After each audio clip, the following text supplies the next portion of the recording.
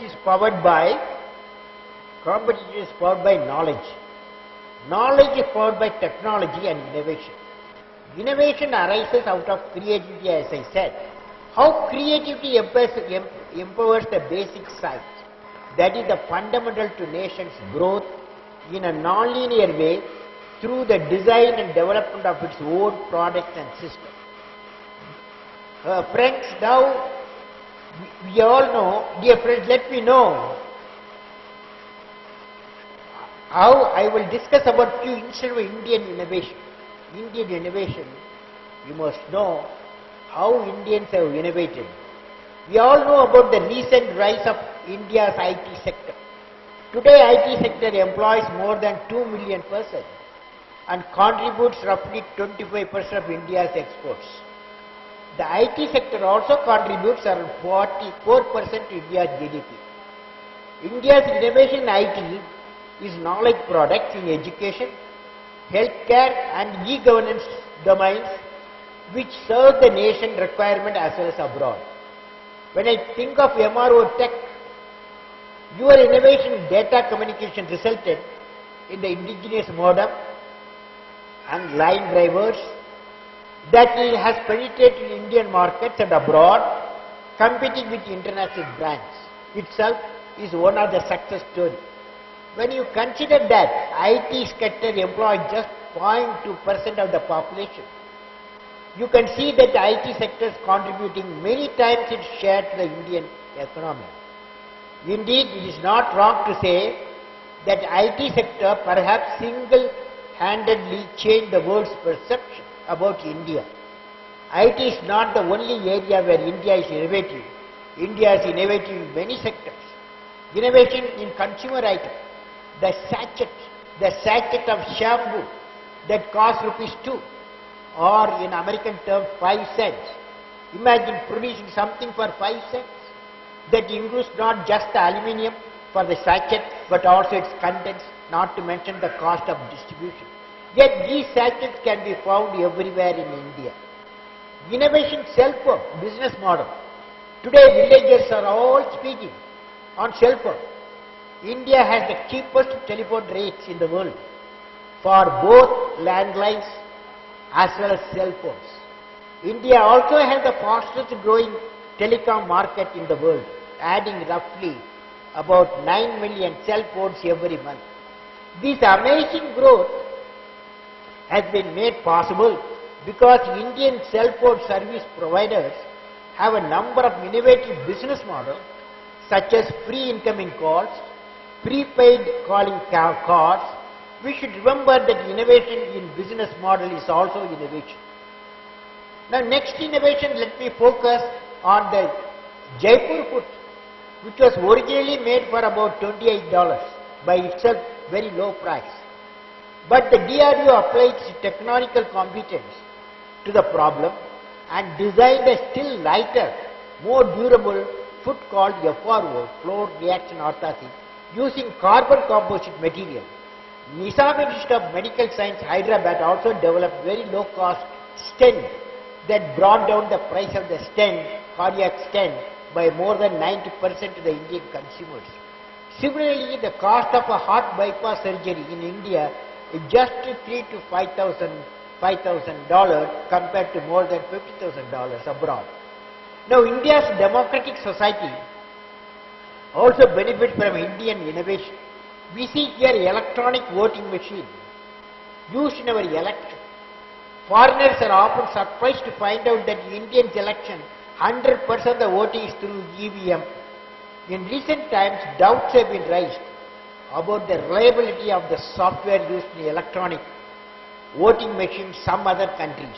Our EVMs are based on push-button technology rather than touch-screen technology, which makes them absolutely tamper-proof. Moreover, it is also possible to have a recount in the case of close contest without any difficulty. Some regions election commission carrying EVMs on elephant back, particularly in northeastern areas, by itself an innovation in transportation. Like that, there are many friends. Innovation framework by in Finland.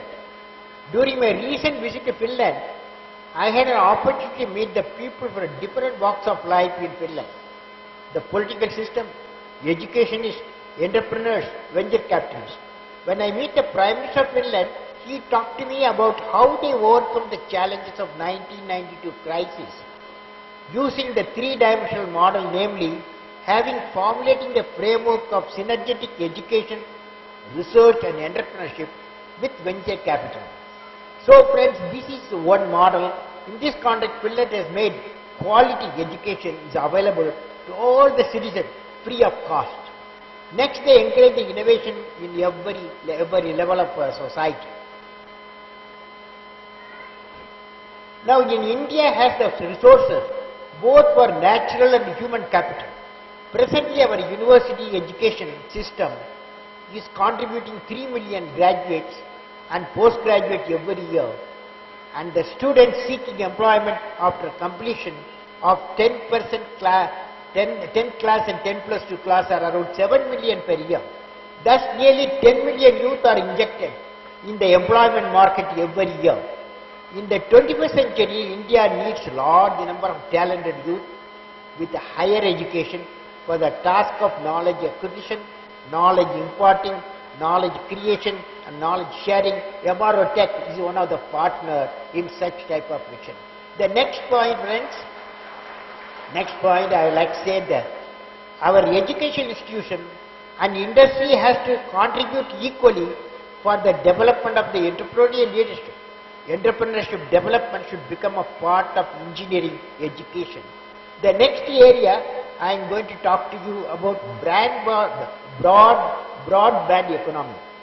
5 of the top 10 growing broadband economies in the world are in Asia Pacific region.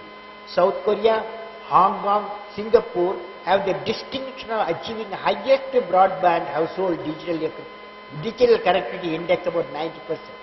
India is lacking far behind very few households, about 1%, being digitally connected. It appears that the above Asian countries have excelled and grown faster than the rest of the world because of significant utilization of local languages, the generation of software and the content of the internet. Herein there is a significant message. Large-scale utilization of local language will enable people to create content, and the Indian e-governance and e-commerce initiative should become the drivers for the rural population to seek information of their choice. So the bandwidth is the bridge for the prosperity. The bandwidth is the demolisher of the imbalances and the great leveler of the knowledge society. Making the bandwidth available like the government laying the roads. Movement of materials through these roads create wealth in the industrial economy, and the government recovers more than the investment on the road by way of taxes and enhance prosperity of the people. In the modern digital economy, driven by knowledge product, bits and bytes traverse the network, create a wealth, and this will recover the cost of investment in the bandwidth. Thus, a singular action of making the bandwidth available to all our people will bridge the perceived divide. The free bandwidth will make an economic sense if we cost the services offered using the bandwidth. We have the fiber infrastructure ready up to the block level. Last mile wireless technologies are being implemented, and the VSAT technologies for the unreachable are in place in the form of UDUSAT, other satellite services. And I am sure that the idea what I am pushing, in case the bandwidth should push it as a free like road. Now friends, in conclusion, 21st century enterprises and professionals will have to follow the policy of work with integrity and succeed with integrity. This will lead to a profit with integrity, which will further be to drive the sustained growth. How is it possible?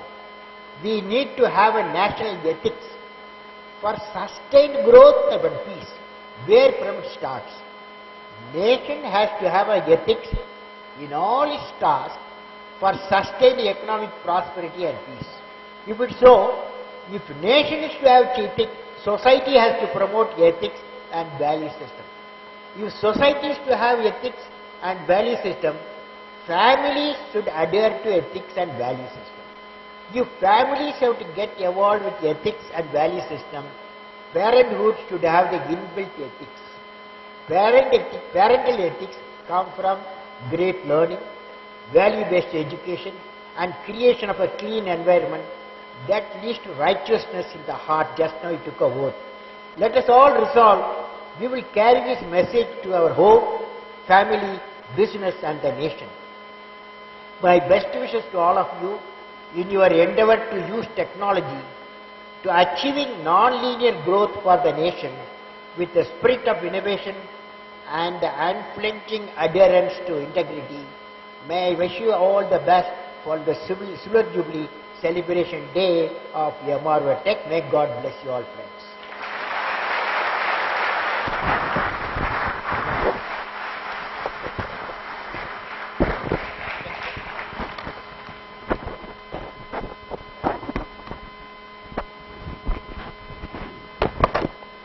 Thank you, Dr. Kalam, for your words of inspiration. I now request Mr. H. Nandi, Managing Director, MROTEK Limited, to offer the vote of thanks.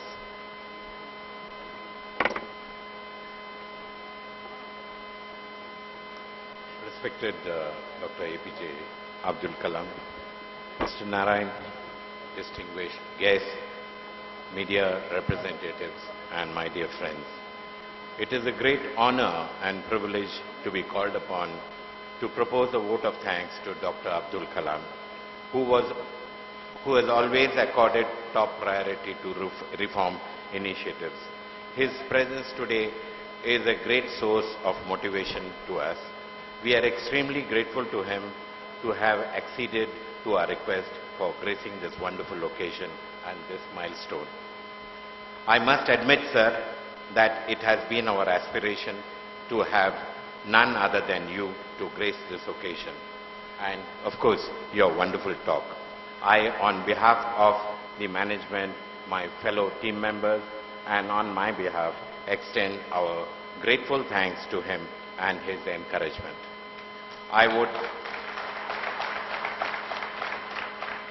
would thank our customers.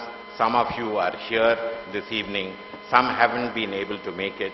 It is your unshaken faith in MROTEK that has taken us from strength to strength.